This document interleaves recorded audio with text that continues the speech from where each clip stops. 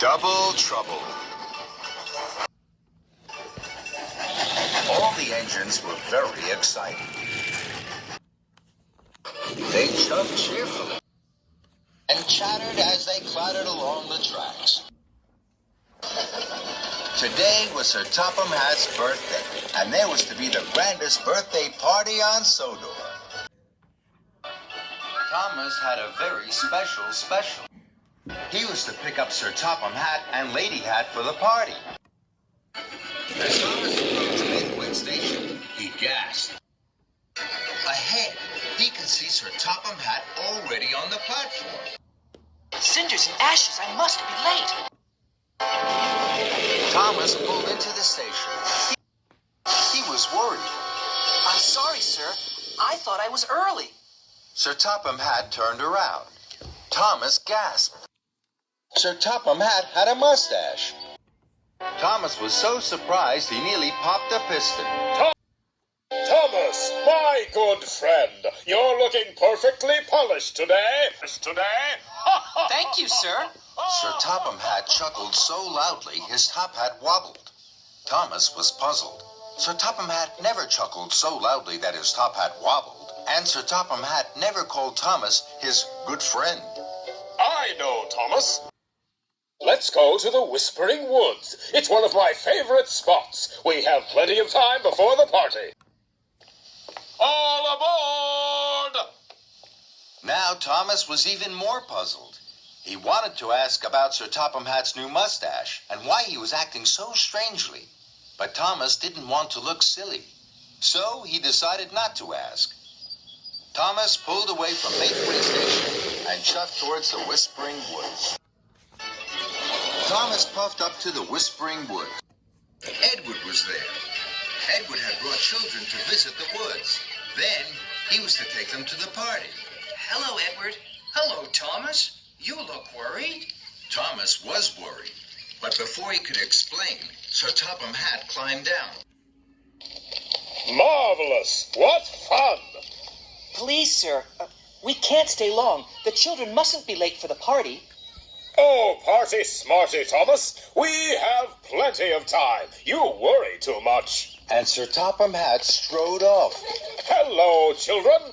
Who'd like a game of hide and seek? Did Sir Topham Hatt say a game of hide and seek? Yes, he did. And Thomas's wheels wobbled with worry. Sir Topham Hatt played hide and seek for a long time. He was very happy. So were the children. Edward was puzzled. Sir Topham Hatt never plays hide and seek. I know. And what's that on his face? A mustache. It just appeared. Today, Sir Topham Hatt doesn't seem like Sir Topham Hatt at all. Just then, Sir Topham Hatt came back. Thomas wanted to ask him if he was feeling all right, but he didn't want to look silly.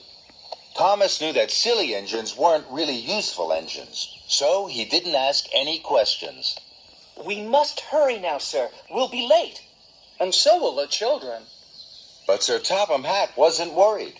Don't hurry the children, Edward. Let them play.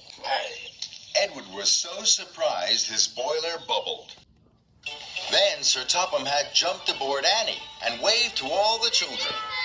Thomas's wheels clickety-clacked. He puffed and he huffed along the track. He knew they were late for the party.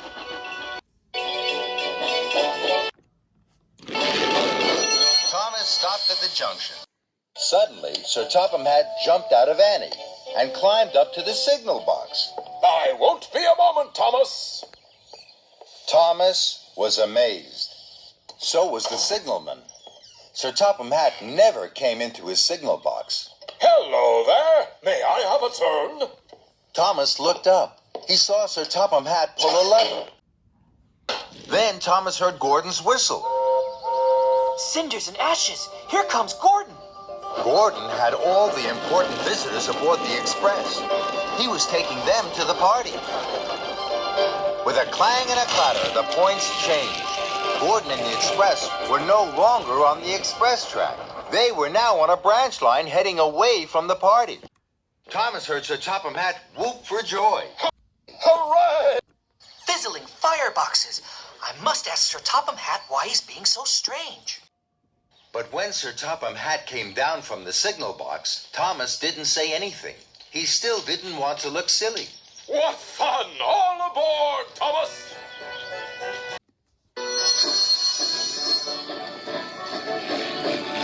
Thomas raced towards Mayfair.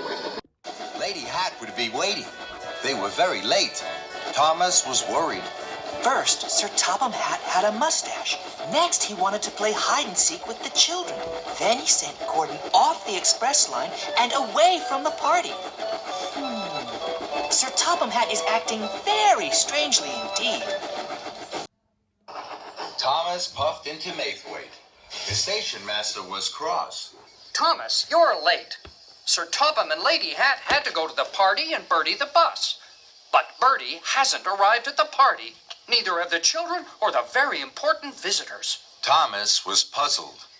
If Sir Topham Hatt is on Bertie, then who is on board Annie? Just then, Thomas's passenger stepped down. Thomas knew he had to ask a question he hadn't asked before, even if he looked silly. Excuse me, Sir Topham. You don't quite seem yourself today. Is everything all right? Thomas's passenger beamed brightly. Beamed brightly. Yes, Thomas, but I'm not Sir Topham Hatt. I'm Sir Lowham Hatt, Sir Topham's brother.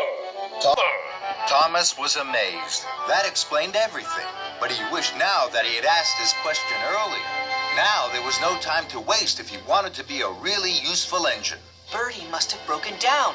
We must find him right away. Sir Topham Hatt's brother was very excited. Hooray! Another game of hide-and-seek!